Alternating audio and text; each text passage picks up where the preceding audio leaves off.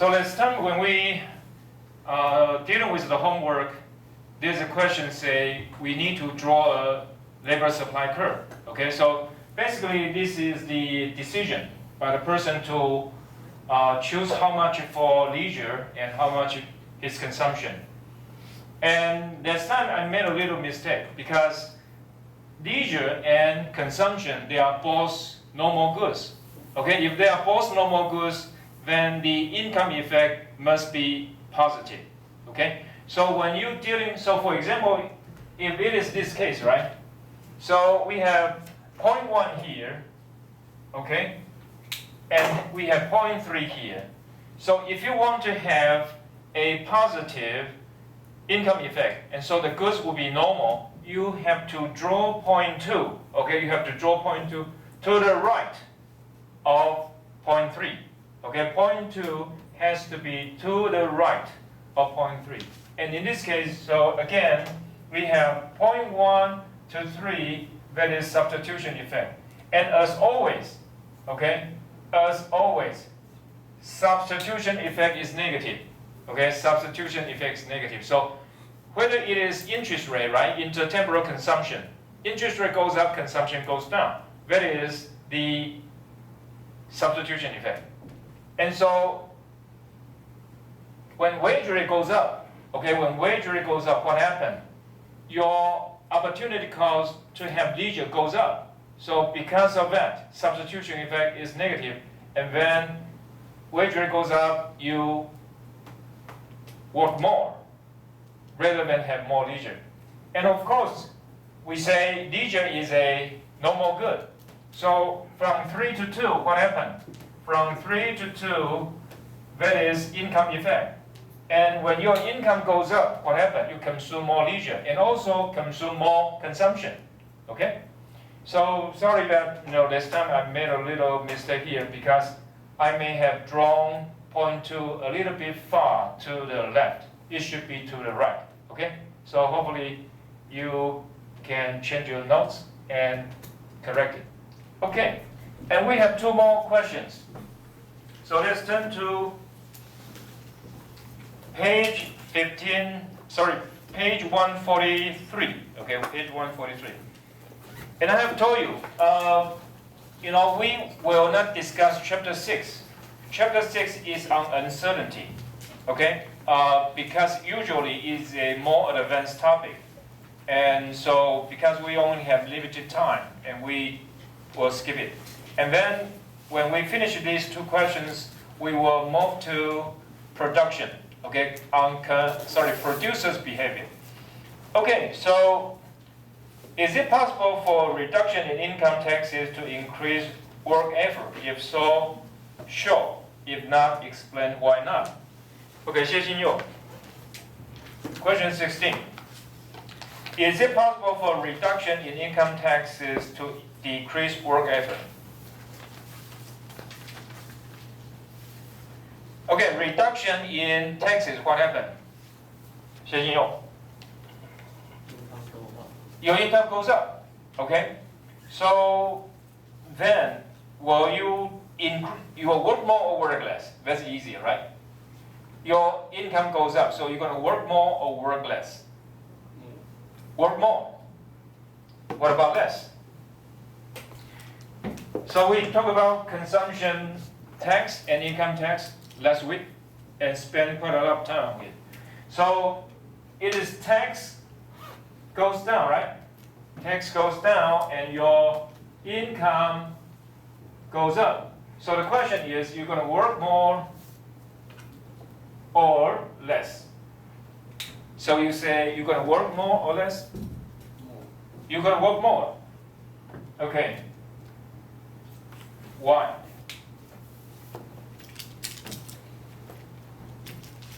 If it is macroeconomics, we talked about it before, right? If it is macroeconomics, government cut tax to stimulate people to work more.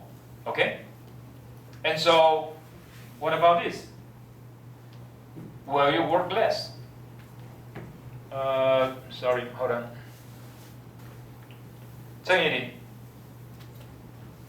Okay, here, tax goes down, your income goes up, right? And so because of that, your opportunity to take 1 day off goes up.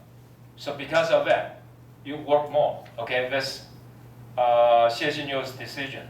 And now, can you think of any reason that you're going to work less?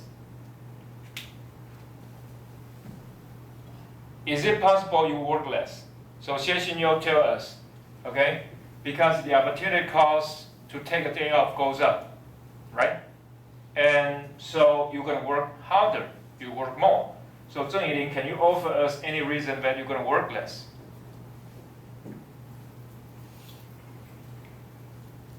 Can you offer us a reason you're going to work less? Wu Dongyan, can you offer a reason that you work less rather than more? Excuse me? Okay, so what's that? That is income effect, right? And what's this? Exactly, substitution effect. So in macroeconomics, okay, we talk about macroeconomics. Okay, it's talk about general people. I mean the general republic. People have this incentive, okay? But specifically for some people, okay, for example, the very rich, okay, the very rich, because their income goes up so much, what are going to end up? They work less. Okay, so you can see, usually, the tax cut won't be too much, okay, just a little bit. But you know what? For very rich people, you cut a little tax, actually that's a lot of money, right? So, but for middle class, okay, or people, poor people, the cut tax actually have you work more, okay? Okay, that's good. Let us turn to the same page, okay? Question 18. So Jen currently pays an excise tax of $1 per pack of cigarettes and consumes 4 packs a day. The government replaces the tax with a fixed daily tax of $4 per day. That's like a lump sum, right? Like a lump sum tax. So how will this change affect Jen's consumption patterns? And which tax would Jen prefer? Under which plan will she smoke more? Explain. So, Zhang Zhewei, question 18.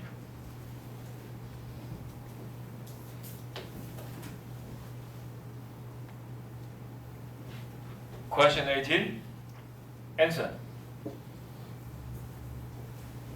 Okay, Su Weiwen, question 18.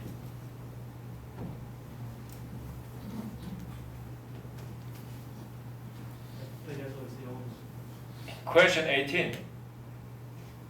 Do you have a book? Can you find someone with a book? Okay, question 18. Anyway, Su Yizhuo, 18. Should prefer the fixed daily tax. Louder, please. Should prefer the fixed daily tax. Okay, fixed daily tax. So she prefers $4 tax, okay? Because if she smokes more than 4 packs, say 10, 12, whatever, right? Then she's gonna pay only $4 tax, okay, rather than per pack. But Su Yizhuo, if the government would like to discourage people who smoke too much, which tax would be better? Excise tax. Excise tax, per pack tax, or maybe $2 a pack, right? $2 tax a pack. So it really depends on what you want to do. Because is cigarette good? No. No. So we, just like in Taiwan, what do we have? We have, it's called health tax, okay? I remember that used to be $10 per pack, and now it sounds like $20, is that right? Okay, so, honestly, if I put this question in the test, probably someone gonna sue me, because what? I encourage people to smoke, right? But there's one other thing, okay? So we have health tax on cigarette. Do we have, sorry, beetle. Sorry, I'm not quite sure if I get it right. But anyway, there's something we call beetle nuts. Okay, beetle nuts. What's beetle nuts? You know, some Taiwanese choose it, and then it becomes all red, and then spit out the, well. So what's that? Right. Do we have beetle nut tax? No. Why not? Because the government, the ruling party, needs votes, right? If you tax people on the beetle nuts, what will happen? They don't like it. So the government will lose vote. But, you know, really, anyway, you know, in the past, government does have the courage to have cigarette tax. Okay, that's good. But what, not beetle nut tax. So for example, if you drive on the number 3 highway, okay, number 3 highway, when you pass Nantou, you will see a lot of beetle trees. Okay, is it good? It's not good for the soil, right? When the rain, then you're going to have mudslide. Sorry, mudslide. What's mudslide? Yes, exactly.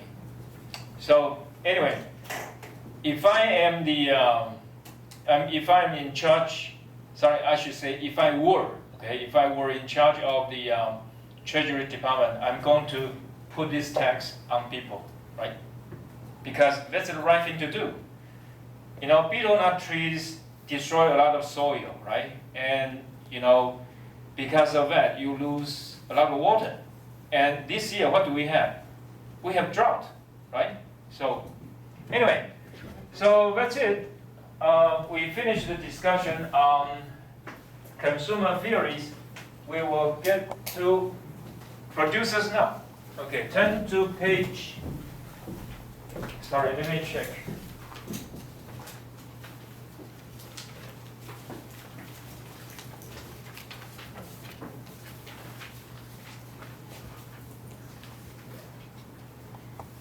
Okay, let's turn to page 174, and we will check the PPT PowerPoint. You know, I'm not quite sure because we only have 2 sessions left. Okay, we only have 2 sessions left. I'm not sure if I can finish it. And so, because we have to have final, right? So we're going to have part of it, okay, part of it. And because usually, okay, in my book, I also have written a book, Microeconomics. Production is 1 chapter, and cost function another chapter. So usually it takes 2 chapters. But you know, this author, he put production and cost into 1 chapter. So it is a little bit tight. But anyway, if I have question, I'm quite sure we have question on production and cost. I will try to be a little bit, let us say, I won't have too much difficult question there, but anyway, there will be question. Okay. Chapter 7, the theory of production and costs. Okay, so when we talk about production, okay, we have production function and cost function. They are the most efficient way of producing goods, okay? Either cost function or production function is the most efficient way of production that we can have.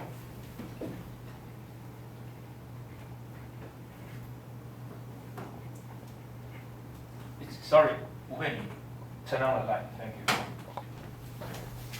So basically we have, here in this case, we are talking about production. So if it is production, we have factors of production. So, what's the factors of production? Factors of production. 4 words. First 2 words, production.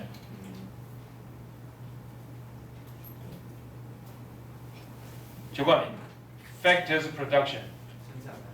Oh. No. This is function. Factors of production. Factor.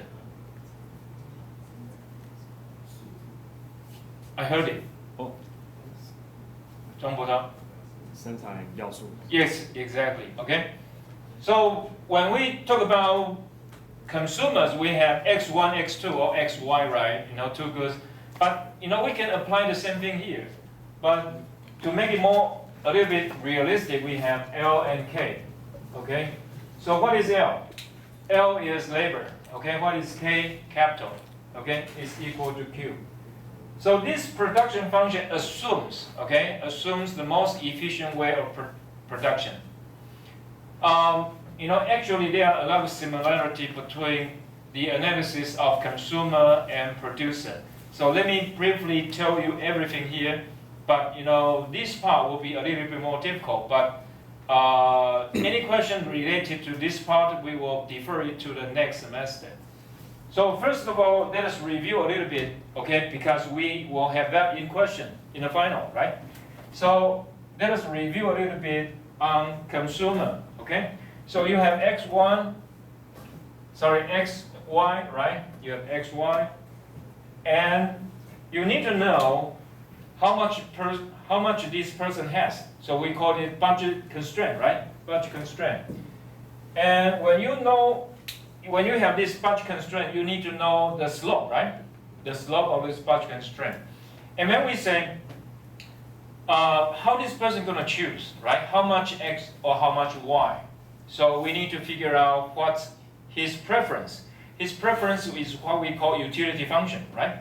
And utility function, from there we can work out one thing we just discussed it, is indifference curve, okay? Okay, so basically, the way the person to maximize utility is to have the budget line, okay, tangent to the indifference curve, okay? And how does it work? So the budget line shows the relative price of X and Y, okay? So it is what? Negative Px over Py, okay? And this indifference curve shows you your preference, okay? And the slope of indifference curve is called marginal rate of substitution, MRS, right? And what is that? It is negative, okay, MUY over MUX, okay? And so how to get the equilibrium? What is the consumption of X, consumption of Y? By this formula, okay? Okay, so far so good. Let's turn to the producer. That will be the same thing. I can put it L here or K here, or the same thing X and Y. Okay, which one is better for you? Wang Jingyi, which one would you prefer? XY. Okay, good. But you want to remember that here XY is the goods of consumption, right? Consumption goods for this person. And now this is the factors of production for the producer. Okay, it could be labor, capital, whatever, okay? And now that's the same thing, but we have different kind of interpretation. So first of all, for consumers, you have budget line. It tells the consumer how much he has and how much he can buy. And this is the same thing. So you want to get an investment and say you want to build a factory or coffee shop, okay, let's say. And then you need to know how much money you have, how much you can afford, right? Okay, how much labor, how many people you can hire, how much coffee and different kinds of coffee beans, okay? So basically that's the same thing. And what is this called? This will be called cost function, right? And it has a name called Isoquant. So this is budget line, this is the Isoquant. What is ISO? ISO means equal, okay? So the same thing here. If factors of production X becomes more expensive, right? If it becomes more expensive, then you can buy less, okay? But if it is cheaper, then you can buy more, okay? Basically, that is the same thing as here. And let us say, if you get an IPO, okay, in the stock market, you get a lot more money, right? So your your budget goes up. So then it can move parallelly out. Okay? And from this production function, just like the utility function of the consumer, you can get something like this. But remember, here you call it indifference curve. What is here? It is called isoquant. What is isoquant? Iso equal, right? So it means, indifference curve means equal in utility. Okay?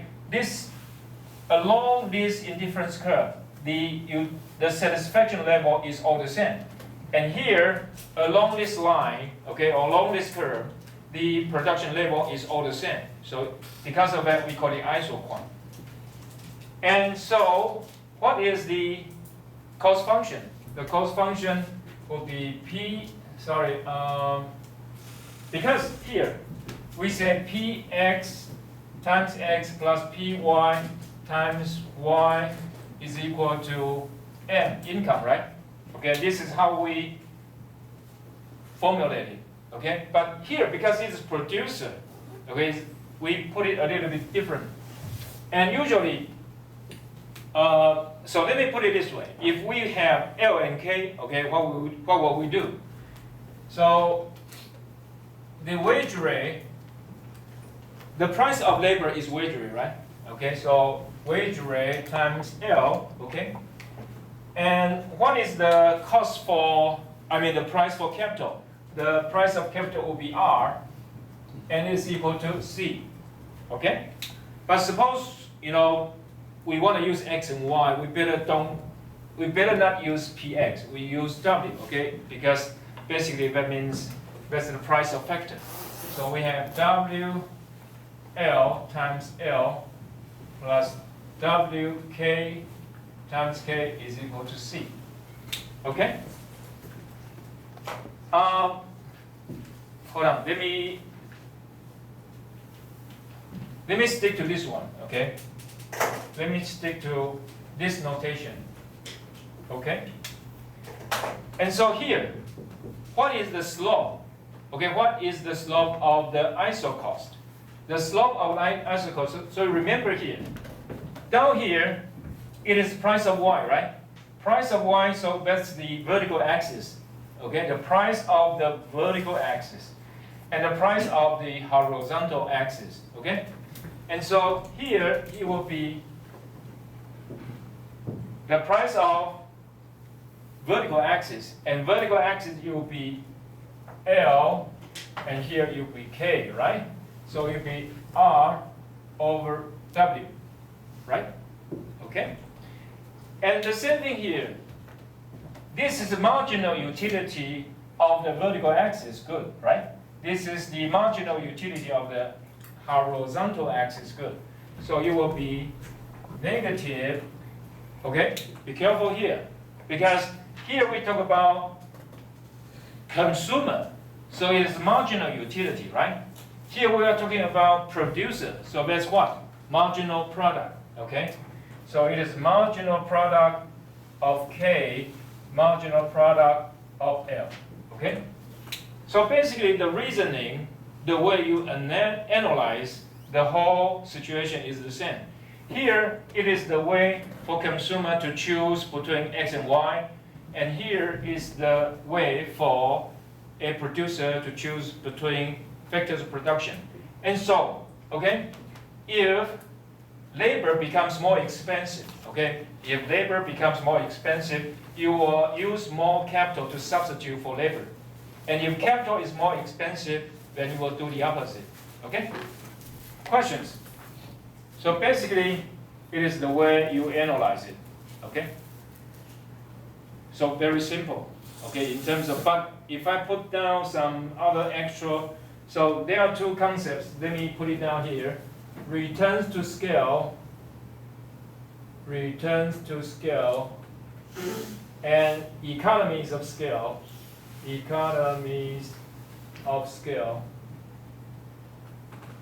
because a producer is different from a consumer. And when you produce, you have plan, okay, in the future how you're going to run.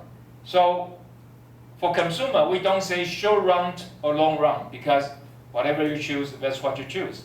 But for producer, it's different. So for example, you know, there's a shop called 85 degree, right? 85 degree C, okay? So when this company is out,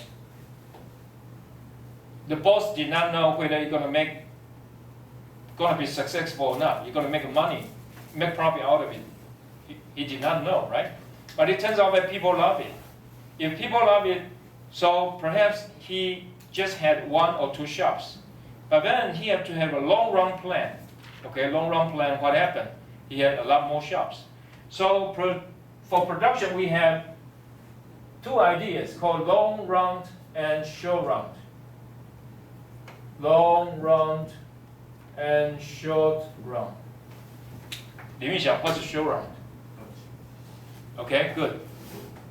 Long run. Okay, so you know short run is not that I run short. Okay, it's totally different. Run short distance, no. And so what's the difference here? In the short run, okay, some factors of production are fixed. Okay, in the short run, some factors of production are fixed. In the long run, everything is variable. Okay, in the long run, everything is variable. Actually, you know, sometimes we talk about 2 more phenomena. One is called very short run. Very short run. And the other one is called very long run. Okay, very short run and very long run. So these 2 concepts are not in the book, but you know, it happens daily. So for example, there is night market in Taiwan, right? And there's another one, because suppose you live in Kaohsiung and you know that 自由 Road, okay? There is a market. What's that called? 中国超, you know that? 自由 Road. No, there's a market. It only operates probably from 4 o'clock to maybe 7 or 8. So what would be that called? 出一种. 4 words. And of course, the third and the fourth is market, right?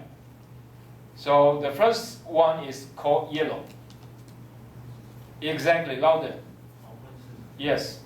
So, you know, in Taiwan is very common, you know, in a little town, even in a big city like, you know, Kaohsiung, okay? So what I'm going to explain what's very short run. Okay, this person, he may prepare some food or some vegetables, whatever he has, and then he bring it to the market, okay? And you know that everything is fixed. He sells everything until everything is sold out, right? He stays there until everything is sold out, okay? So if it happened that today people have time to look around the market, but you know that's what he has. He cannot change the factors of production, right? So that's called very short run. And very long run is the time where you can even change your technology. So everything is variable, even production technology. And of course, that will be very long run. So let us say TSMC, right? So they started from producing regular semiconductors, regular chips, and now, you know, 10 nanometers, and then 7 nanometers, now to, you know, 3 nanometers, nm, okay, nanometer. So what is nanometer? Oh, we call nm. Huang Xiuhui. 2 words in Mandarin. It should be easy to you, right? What's that? The last word is meter, right? What's the first one? Chen Zhishuai. What's that? Can you say again? Nanometer. It's very tiny, very small, very thin. Meter is very big, right? Right. Yes, exactly. Okay, so you may be surprised. We basically finished chapter 7. It's all done. but then we need to fill in all the other concepts. Okay, what's the other concept? So this is the important part.